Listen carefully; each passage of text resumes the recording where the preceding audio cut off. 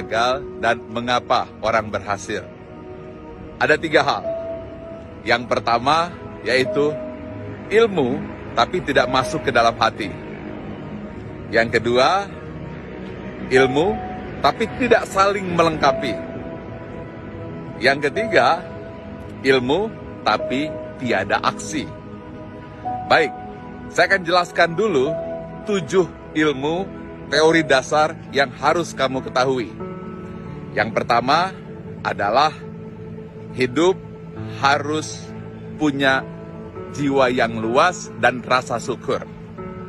Yang kedua, hidup harus punya rasa cinta, mengasihi, dan harus senantiasa memberi. Yang ketiga, hidup harus punya visi. Yang keempat, hidup harus punya pegangan yang tinggi. Yang kelima, hidup harus beraksi. Yang keenam, hidup harus memperbaiki diri, ambil yang baik saja. Yang ketujuh, hidup harus mampu mendeteksi dan membuang sikap dan tindakan yang buruk.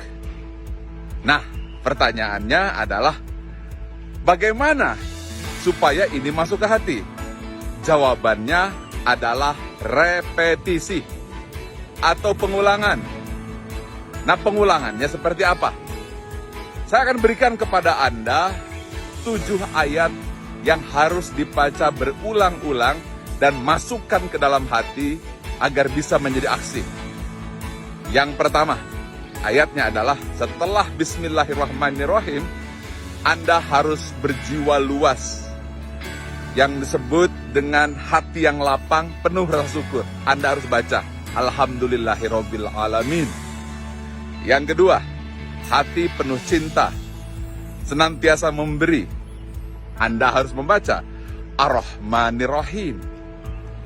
Yang ketiga, visioner, bukan hanya dunia, sampai akhirat. Anda harus ucapkan Maliki Yaumiddin. Yang keempat, Anda harus punya integritas, komitmen kepada yang maha tinggi.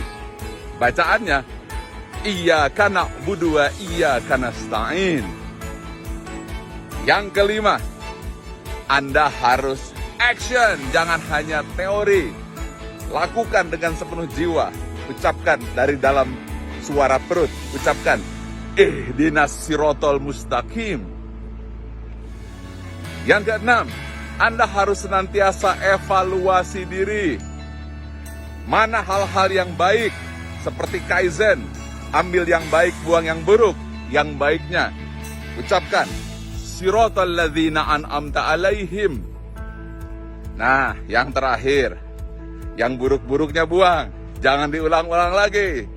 Bacaannya, Ghairil maghdubi alaihim waladhdallin. Amin. Baca berulang-ulang, khususnya dalam sholat. Tetapi, supaya menjadi aksi, jangan hanya di mulut, jangan hanya lisan, tapi dengan gerak. Itulah mengapa Anda harus berdiri, ruku, dan sujud, serta gerakan dalam sholat. Artinya, kata-kata harus dikombinasikan dengan tindakan. Maka dengan ini, Anda paham mengapa gerak, kata, dan fokus yang diulang-ulang akan melahirkan kekuatan sejati. Salam sukses selalu, salam sehat, penuh semangat, sharing dan bagikan ke semua orang. Mudah-mudahan pahala untukmu. Semangat pagi!